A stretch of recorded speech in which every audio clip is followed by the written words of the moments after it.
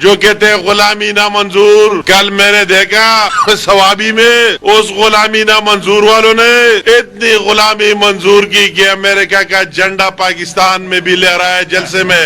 شرم کرو. اسی طرح جھوٹے لوگوں پر لعنت بھیجنا چاہیے, اینٹی پاکستانی لوگوں پر, کہ کل آپ کیا کہہ رہے تھے اور ابھی جھوٹ کا سہارا لے کر آپ کیا میسج دینا چاہتے. کیا وہ امریکہ کا جھنڈا کل نہیں تھا جو آپ نے جھوٹ کا سائفر لہرا کر اور اپنے قوم کو گمراہ کرنے کی کوشش کی؟ آج وہ جھنڈا تبدیل ہو گیا ہے اور آپ اس خوشی میں نہ رہے. آپ اس ٹرمپ کی خوشی میں, ہر ایک ملک کی اپنی پالیسی ہوتی ہے, یو ایس اے کی اپنی پالیسی اور پاکستان کی اپنی پالیسی. ابھی آپ اس میں کہ ٹرمپ کے نام سے نارو ملے گا, کبھی نہیں ملے گا. آپ کو کبھی نارو نہیں دیں گے. آپ کو پاکستان کی عدالتوں اور کورٹس کو فیس کرنا ہوگا.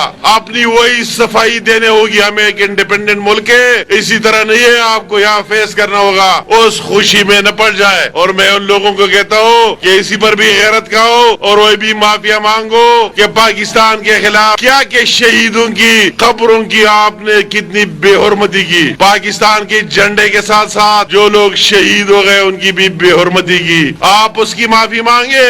آپ تو پاکستان کو ڈیفالٹ کرنے کے پیچھے وہی آئی ایم ایف کو کتنے خطوط لکھے کہ پاکستان ڈیفالٹ کر جائے. آپ نے وہی کتنی لابنگ کی, اس پر معافی مانگے. وہی کتنے انویسٹمنٹ اور یہودی لابی کو اکٹھے کر کے کہ امریکہ کے 60 کانگریس مین اور یو کے 20 کانگریس مین, کیوں, کیا کون سی خصوصیت ہے اس بندے میں کہ اس کے لیے لیٹر لکھتے اور اس کی ڈیمانڈ کرتے؟ کوئی بات ہوگی نا. خصوصیت تو میں اور پاکستانی جانتے کہ اس کی کون سی خصوصیت, کیریکٹر اور کارکردگی رہے. وہ کارکردگی ہم سارے جانتے.